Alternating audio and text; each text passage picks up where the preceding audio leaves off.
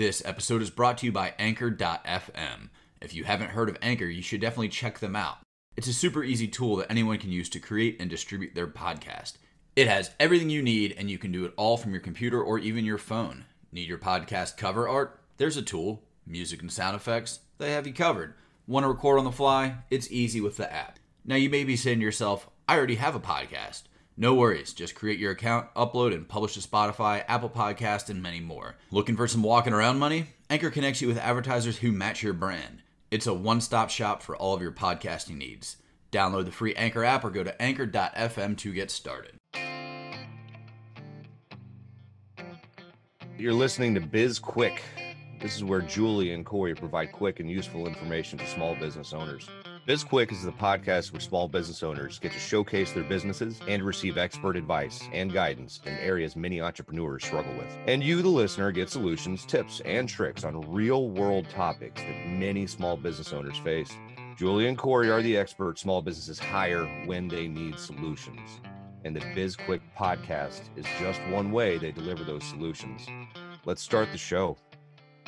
Hello and welcome to Biz Quick. I'm Julie. And I'm Corey. And on today's show, we have the first of a limited series that we're going to be running every month called Talking Tacos.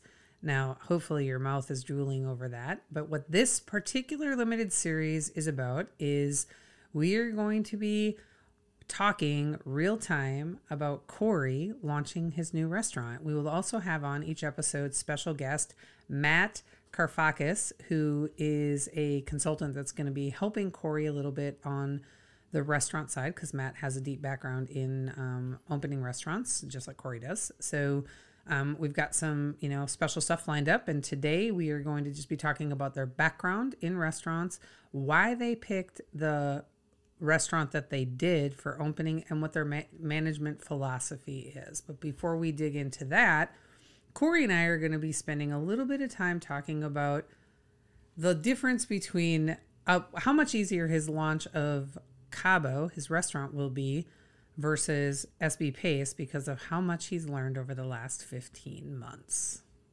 How much easier it's going to be because of SB Pace? Yeah. I think it's going to... it's going to be interesting. I think it's going to make some things easier. It's going to make some things more complicated. Really? Why is that? Why do you say, well, let's hit on that complicated piece?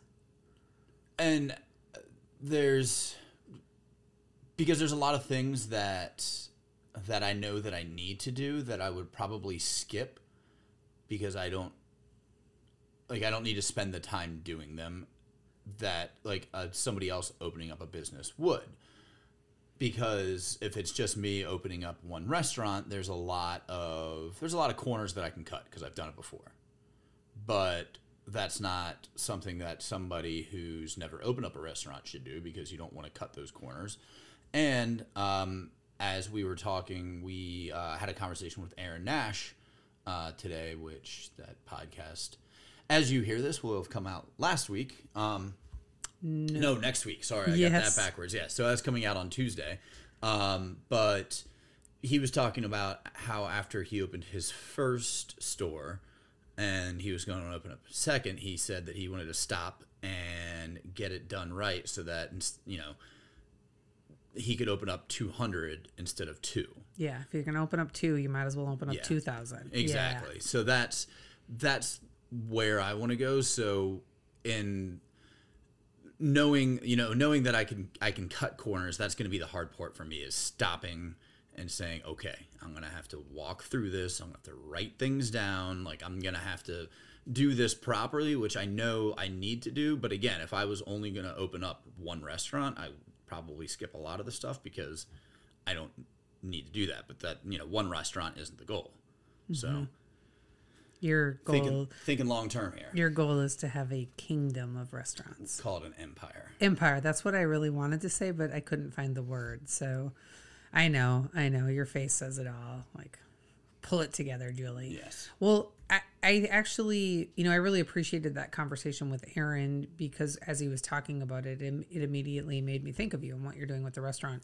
And but I get what you're saying, that knowing where you want to get and what you've learned through starting SB Pace and helping so many entrepreneurs start a business, that you now know that there's probably more steps that you should take that if it was just one restaurant, you wouldn't necessarily have to take, because you could kind of figure it out as you go and just kind of, muscle your way through some of it.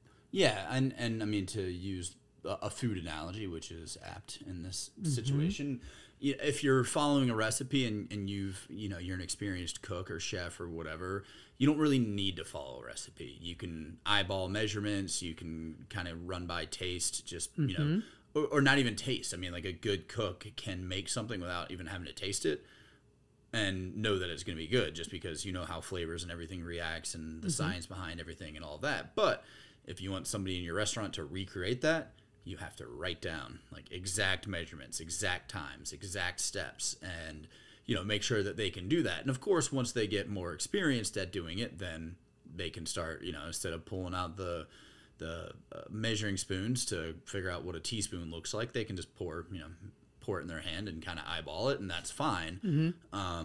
So that's kind of where we are, where I'm like, okay, I've done this numerous times. I've helped people open businesses, etc.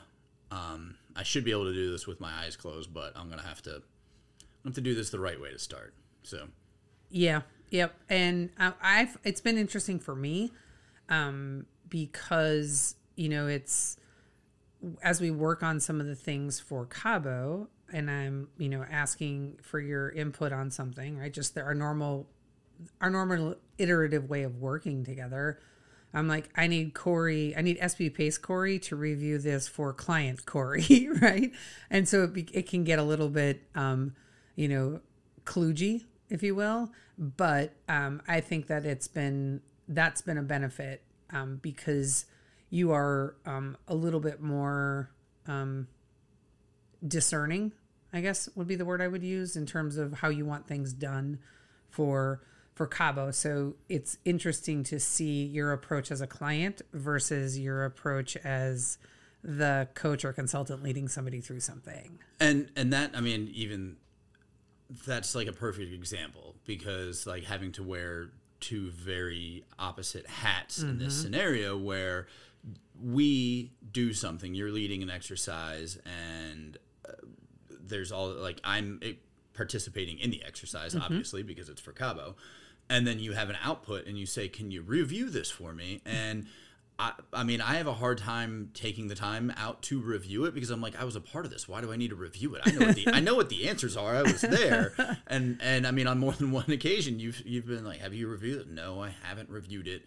And you're like, well, I need this because I'm going to use this for X, Y, and Z or whatever. And, and even though it is helpful for me, it's also, I have to remember that this is also helpful for SB Pace, because the idea of this is that we're going to take a lot of this and use it for, we can repurpose this for other clients. And I mean, even after a few of the meetings that we've had, Matt, who has experience in restaurants and all of that, a lot of experience, and knows restaurateurs around town and all of that, he even said after, I think, the first or second meeting, he was like, man, every restaurant needs this before they open, because there's so much that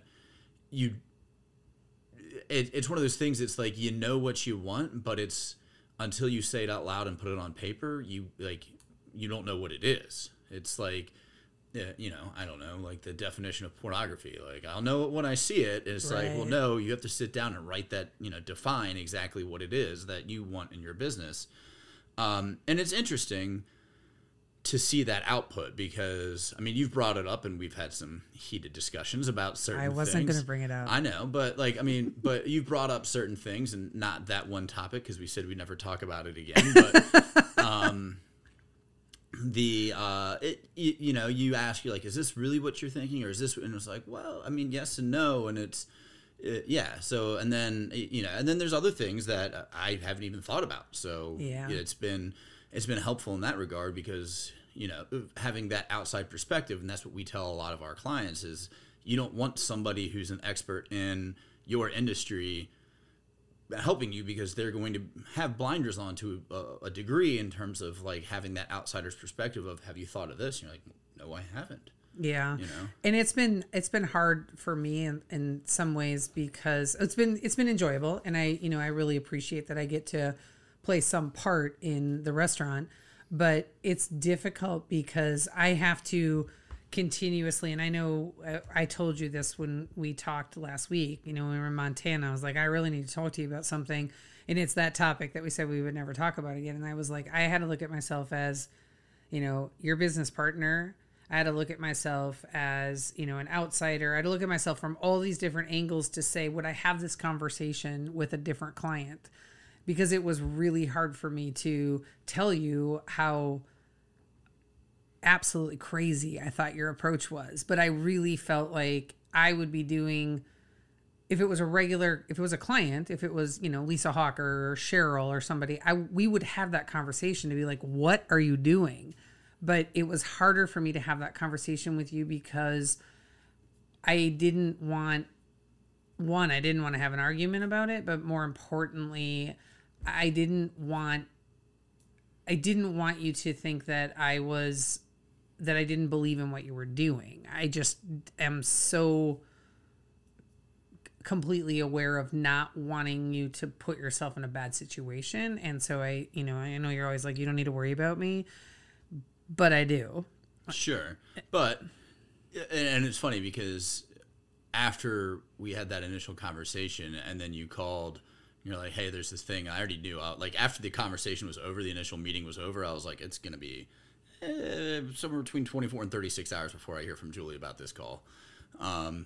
And sure enough, it was the next day pretty much. No, was it later? We didn't talk so we had that conversation on Thursday and yeah. We didn't talk about it until Monday. Right. I really needed to think through it because I really just didn't want to, I didn't want to come off as being bitchy about it. Right. Sure. And I'm not an expert in that particular industry, but I am an expert in that area. Sure. And I mean, I think where we landed was shut it. I know what I'm doing, Julie. It is exactly where we landed. And then I promised we wouldn't talk about it again. And then we talked about it one more time and now we're really done. Yeah. But we didn't actually talk about it. We talked about talking about it. But but I appreciate it because again, it could be one of those things where I'm just going in with this attitude of it worked in the past, so it should work in the future. Mm-hmm. I think they call that a cavalier attitude.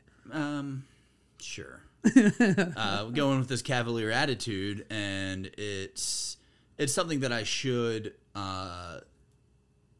consider, but that's a whole other conversation, and with it, I mean, there's so many other factors that go into it with timing and where the economy is, and et cetera, et cetera, et cetera. That who knows? I might be hiring robots by that time. So please bring on the robots. I know a guy who has a robotic leg.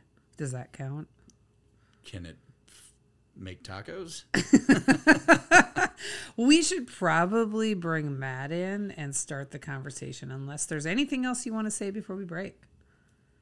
All right. Well, let's take a break and we'll bring Matt in, and we are going to get this series Talking Tacos.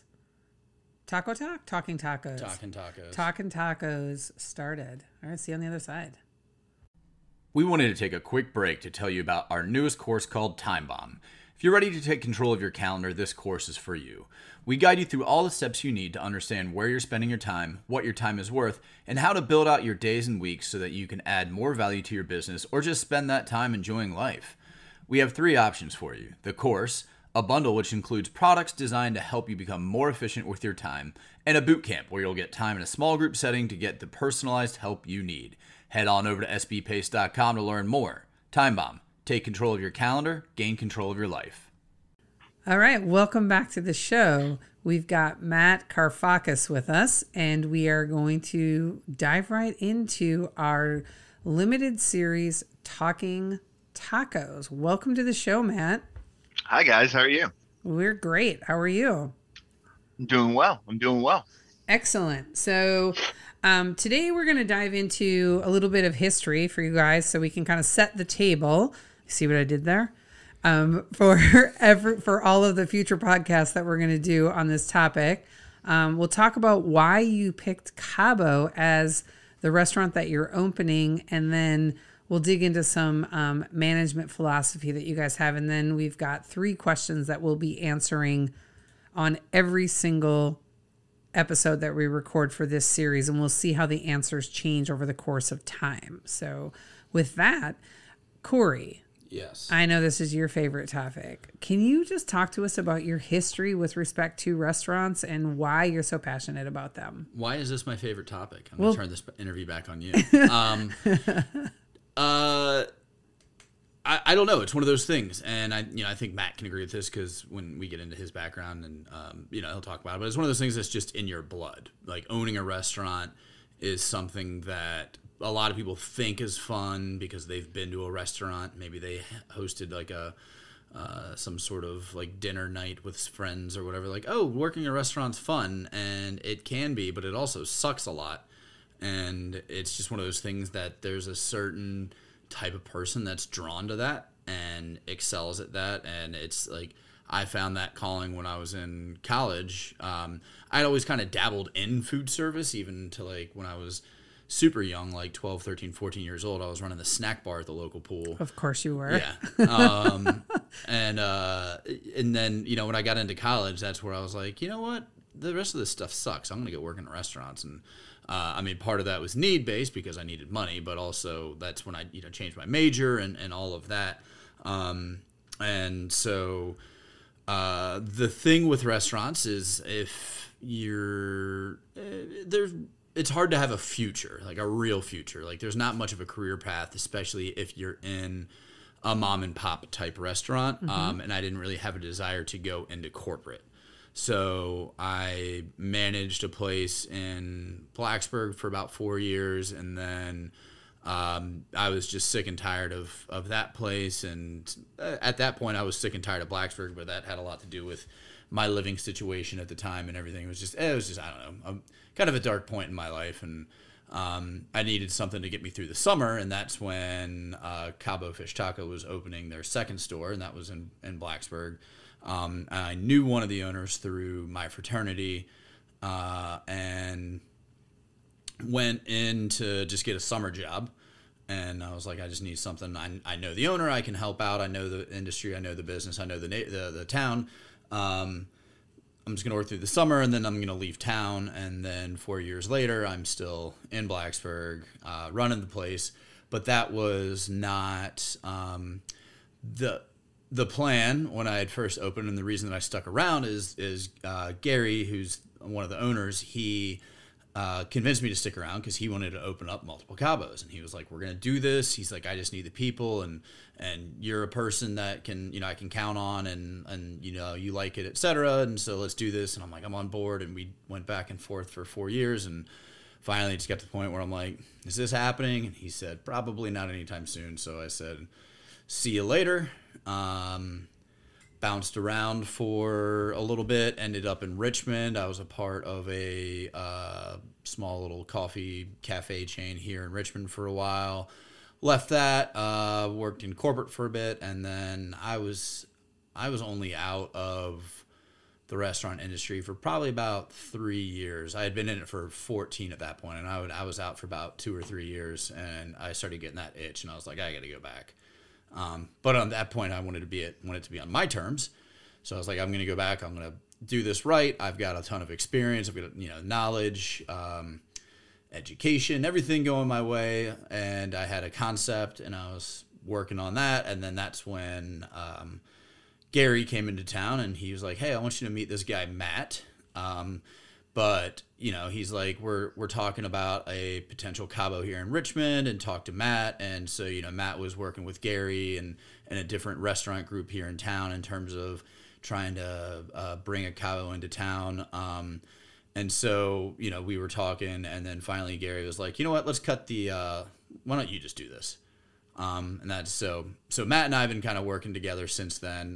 Matt's going to get into his background, but Matt also worked at Cabo in Blacksburg before he moved to Richmond. And so that's kind of how we got to where we are now. And so, with Matt's background and his knowledge and all of that, he's just been helping me and Gary, giving us his, opinion, expertise, etc. in terms of,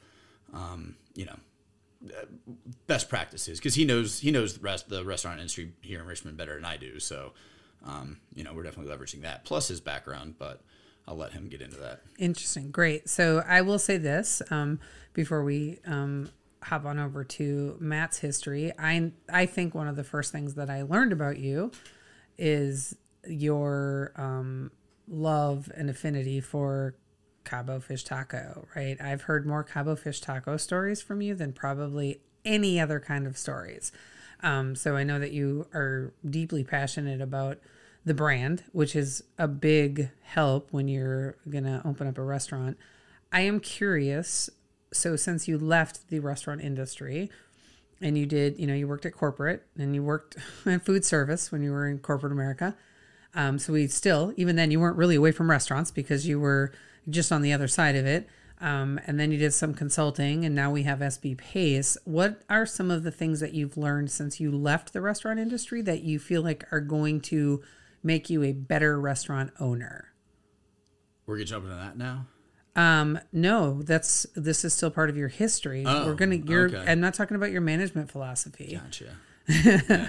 I mean, some of the things, so a lot of the work that I've done in consulting, so building out the processes, building out that strong foundation, understanding the importance of planning. A lot of the allure for me in restaurants is the chaos. It's the constantly having to, I mean, you're constantly problem solving. You're thinking on your feet left and right because you never know what's going to happen, whether it's, who knows? I've seen so many random, just weird things in restaurants that you would think that I'm just making up stories. But they've all happened. So that's part of what I like about it. But I know now, especially that I'm a lot older, that, that is always going to be a part of it. But it's also, I mean, just running a restaurant, I enjoy that part of the business, and being able to do it now where I'm going in with the knowledge and the intention of not actually working in the restaurant. Of course, I'm going to be pulling shifts, and, there's going to be many weekends and many late nights and early mornings and all of that in the restaurant. But the goal is to delegate and get myself out of there. It's to develop employees, develop managers, build a brand, and build a company, because this isn't the only Cabo Fish Taco that I want. It's, this is going to be one of many Cabo Fish Tacos. The empire. Yes. All right, great. Thank you. Matt, sorry to make you wait so long while that long-winded answer came, but that was really good. That was some good stuff. So what is your history? So I grew up in Blacksburg, and one of my first jobs was washing dishes. I was 15, 16 years old at a bar in downtown Blacksburg. And I really liked that environment. I liked the fast pace. I wasn't exactly in love with the business then. It was a paycheck. It was something to do after school. I think my parents liked it because it was keeping me out of trouble. But as we all know, working in restaurants can lead to a lot of trouble. And just continue to work in restaurants, dabbled around with college for a little bit. Didn't really work out for me at that point, and I fell into this restaurant called the Boston Beanery, and it was also in Blacksburg. And I think at that point I really fell in love with this business because of the atmosphere and the culture that was in this restaurant. I talked to a lot of those same people that I worked at that restaurant at to this day. More than probably my own family or anybody else. Some of them have helped me get jobs, like when I was in New York. And I think that's when I really realized that, I was very good at running a line, being very loud and to the point of probably being obnoxious. And then as that went on, I applied to go to culinary school, and I attended the Culinary Institute of America in Hyde Park, New York. I completed an associate's from them in culinary science, and that in itself was an amazing experience. Worked with a lot of world-renowned chefs, met a lot of great people that I still talk to this day, who some are still in the business, some aren't. After that, I went to New York City and I worked for 5 or 6 years in restaurants, anywhere from BLT Steak or a Lily, which is a fine dining Lebanese restaurant, to private clubs such as Norwood Club, working 80, 90, 100 hours a week, because, the bar in New York City and the food scene is set super, super high.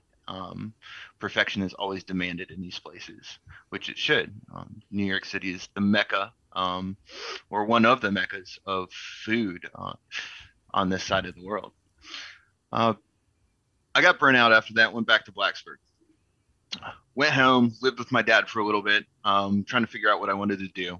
Ran into a friend who is the kitchen manager at Cabo, asked him if I could just come in and wash dishes. I didn't want any responsibility. I didn't want to cook. I didn't want to worry about labor cost.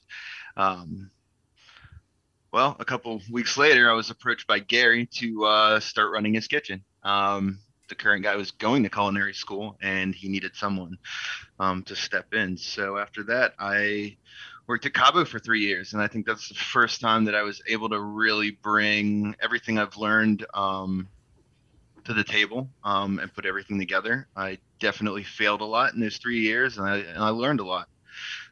After that, I worked for Cisco, broadline distributor here in Richmond, for 2 years, and now I'm working for a different one. And throughout that time, when I got to Richmond, I asked Gary what he thought of Richmond, and I always thought Cabo would do amazing down here. And somehow, for me figuring out, trying to get him to put a restaurant here and getting him in touch with people, he put me in front of Corey, and I started talking to Corey about it, and here we are. I am helping Corey figure out what needs to happen for a Cabo down here. It's funny how you talk about how, I just wanted to wash dishes. I don't know how many times I've heard that story. I had the same one where it's like, that summer job. I just wanted a summer job. I was working in the kitchen during the week, and I was bartending on the weekends. It was great. Like, I couldn't have asked for like a better lineup, because I love working in the back, but the money's up front. That's what she said. And so, being able to pull kitchen shifts during the week and then bartend on the weekends, it was like the best setup for me. And then Gary's like, hey, why don't you, we're going to need a GM for this place. And I'm like, but I'm leaving town. Yes, yeah. I'm leaving.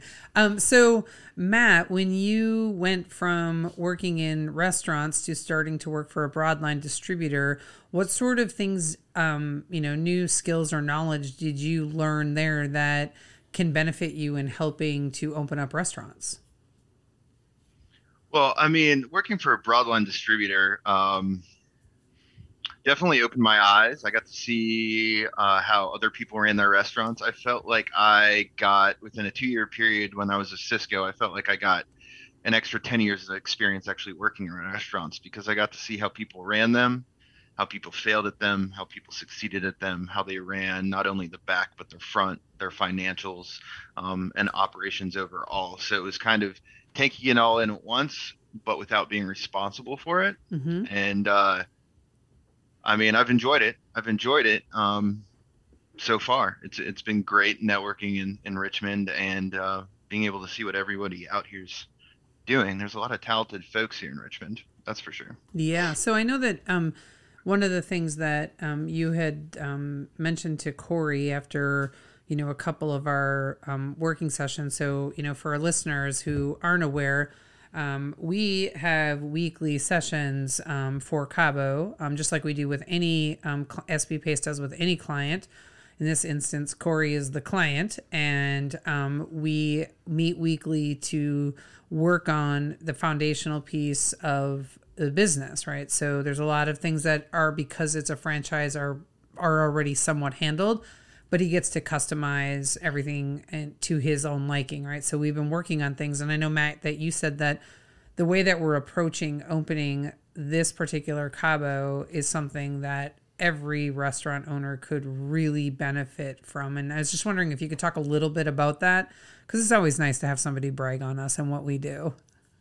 Sure. I mean, if you look at it from standing outside, it looks pretty simple, right? But from my experience of being in the business and being around so many people that are running their own places, I think it gets lost on, looking at core values or your hiring strategy. I think everyone has it in their head, but it's never written down. And I think the process which you guys have been going through and I've been a part of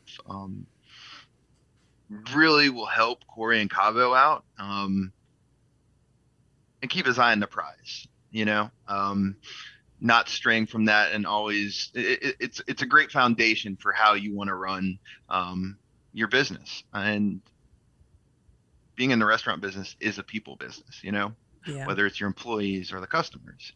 So having all these things sitting in front of you, thinking through them, working through them is definitely something I think every restaurant owner should do, because, restaurants go quick. Stuff happens. I mean, it's real time. There's no waiting until Monday to do it. It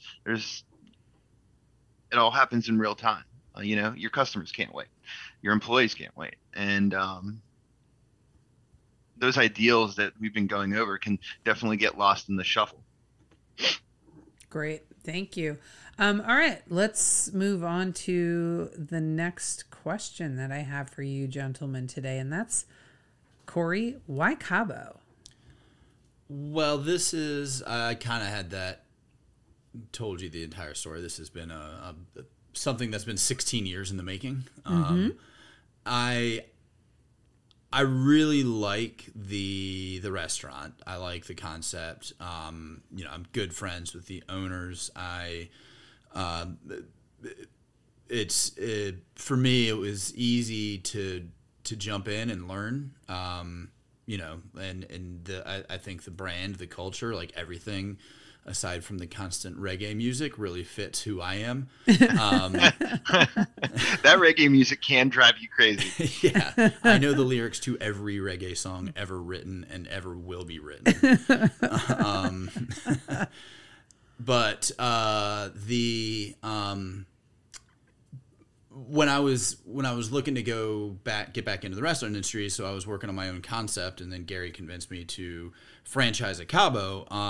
I wasn't as excited at first with the idea of doing a franchise and doing the Cabo, because I wanted to do my own thing. But then after talking with Gary and talking with Matt and kind of getting his opinion on everything, and just really looking at the whole thing in general, it made sense, not only financially, but Cabo's still a small company. They've got 3 corporate stores and 1 franchise, and they've never been outside of the Charlotte or Southwest Virginia area. So this is going to be a great opportunity for me to prove out the concept, and prove that, for Gary, that it would be, that this is viable outside of that little nucleus of where they started. And I still have the opportunity to grow a brand, grow a company. And there's from that perspective, in terms of the processes and everything that I've learned over the years, it's going to be, for me, a great challenge to try and expand a company. And I've got the same ambition that Gary did years and years ago. He's kind of the point now where he's content, but he doesn't, and he wants to open up restaurants, but he doesn't want to be the one opening restaurants. Sure. So for him, he's excited to have me on board, because I want to go out there and open up restaurants. And so working with him, I can help build out the company and build out the brand, and have a very strong influence over what the company looks like, in 1 year, 10 years, et cetera. Because, people have approached him left and right to franchise the business. And like I said, he's got the 1 that's in the Charlotte area. Outside of that, he hasn't found anybody who he really wanted to work with. So I'm going to enjoy the challenge. Excellent. So a little bit of a different perspective for you, Matt, since you're consulting and helping. But why Cabo for you? Why did you decide to help Gary and Corey out on this venture? Well, Cabo is a proven concept in several markets, and I know Gary wanted to expand out. And just coming in Richmond is definitely a foodie town. Before COVID, I would always say that Richmond is about to hit their golden age of food. And then COVID hit, and I still think that rings true for Richmond. I mean, you got places like Long Oven and Grisette, and you got great taco places like Intergalactic Tacos. I mean, you got everything here for the most part. And I just think it would have been the perfect market for Cabo to grow. I mean, it's not a small leap from Blacksburg to Richmond, and there is a huge cult following for Cabo Fish Taco here in Richmond. We have so many Virginia Tech alumni who loved going to Cabo, made a lot of good memories at Cabo. You know, for me, it was just a no-brainer to try to help Gary out and bring one here. And Corey just turned out to be the perfect candidate. Not only did he work in a Cabo, he's living in Richmond, and he's willing to open restaurants, like he said. Perfect. And I'm going to cheat in this podcast because I know what's coming up. But I'm going to tack on top of that real quick, though. Just I just remembered this. But I've got pictures from like 2007, 2008 of me and one of the employees at the time. We made a road trip to Richmond to take pictures. We had a meeting with a realtor here. We went and looked at a bunch of spaces. We took pictures. I have all of those materials still of places that are now existing restaurants. One of them, oddly enough, I was connected to, and I'm not going to jump into that, but I have these pictures, and because that was the idea, is that we were going to open up multiple Cabos, and that didn't happen. And it's just kind of frustrating because I'm like, that was 13, 14 years ago. I've got these pictures of spaces, and I'm just getting around to it. But just to piggyback on what Matt said, I think one of the challenges and what it makes one of the biggest challenges for Cabo in this area that we're going to have, and I think that's one of the main drivers one of the main reasons why I wanted to do the work that we're doing is that everybody who is in that cult following that Matt talked about, all of the alumni, everybody who's been to a Cabo elsewhere or whatever, was a lot younger, probably inebriated, and they have like good times and back in the day memories and all of this of what Cabo is. And I guarantee you it is not accurate, because what they remember is not what they're actually feeling. And so the bar is going to be significantly higher for us when we open Cabo here, because people are going to expect something that they didn't actually get, but we're going to have to meet those expectations. It's a really good point. So I have a comment on that, and the bar being set higher here, and one of the main things I liked about Gary and this franchise is it's not everything is set in stone. Sure, Corey's going to have to keep some things the same, but Gary is very flexible on how you mold Cabo to the market that it's going in. So setting the bar higher for this Cabo is going to be right on the money. We're going to have to be a little bit more on point for the culinary offerings, specials, that sort of stuff, because the market's fierce here in Richmond, and Cabo's up against a lot of good talent.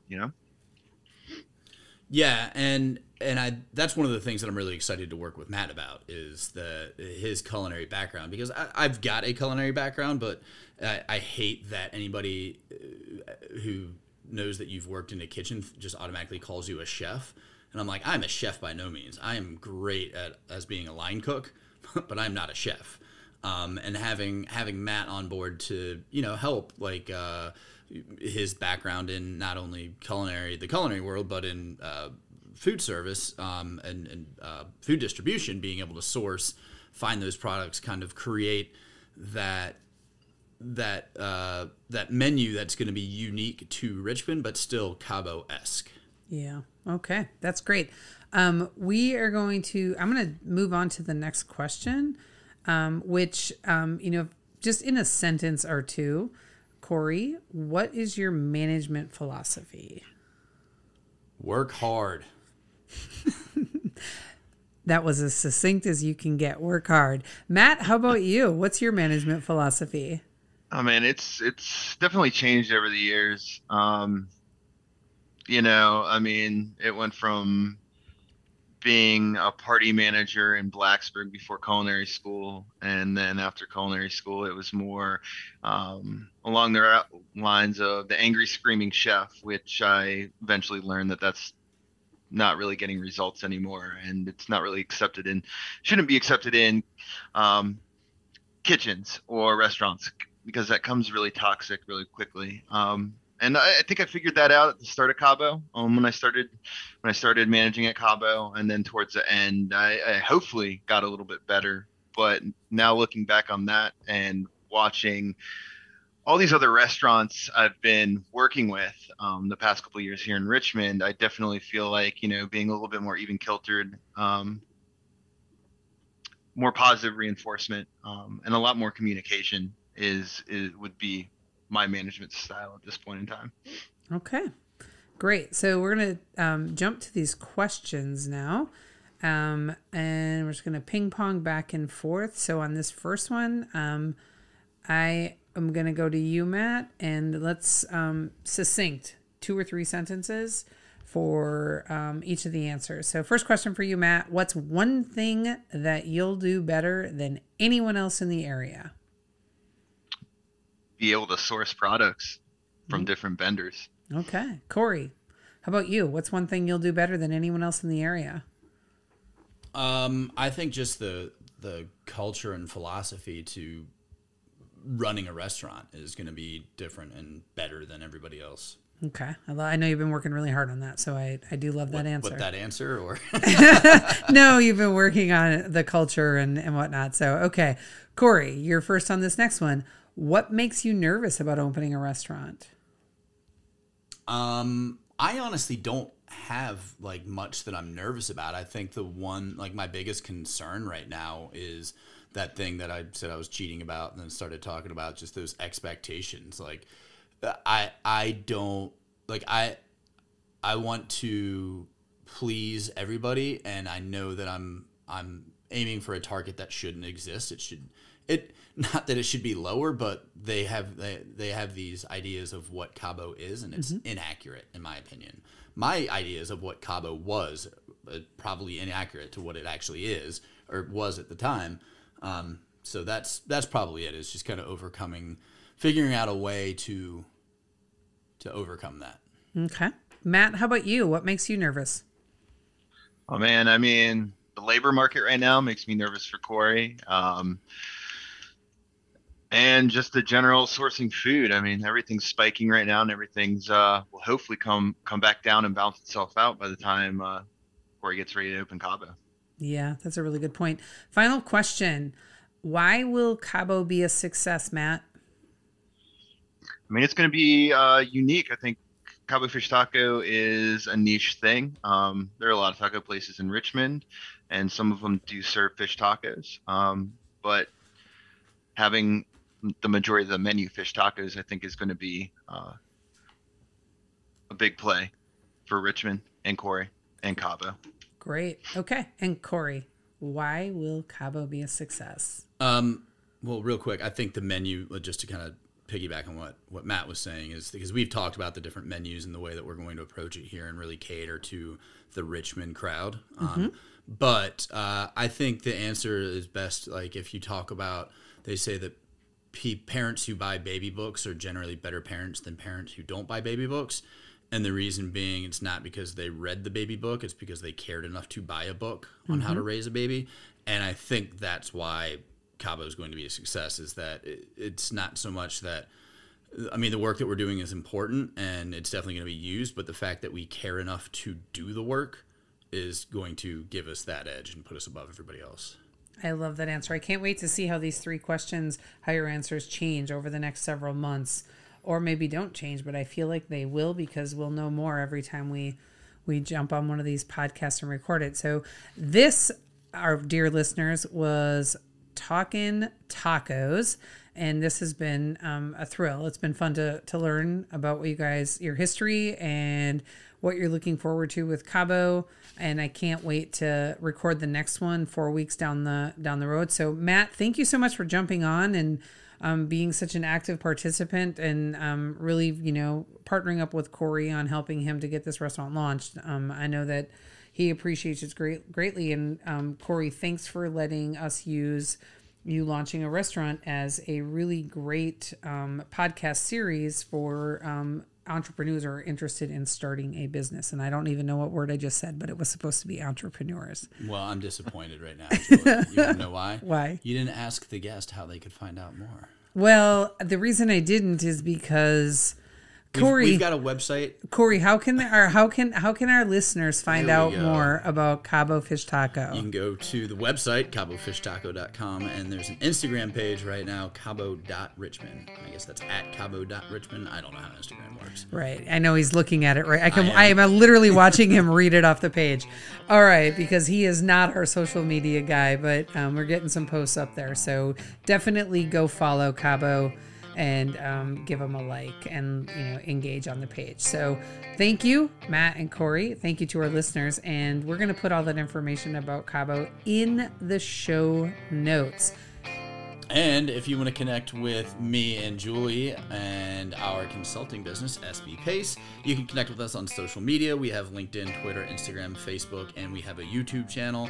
And as the consultant, Corey, I still have no idea how any of that stuff works. And if you need any information, you can reach us on the website, sbpace.com. Do you know how our website works? I run the website, so yes.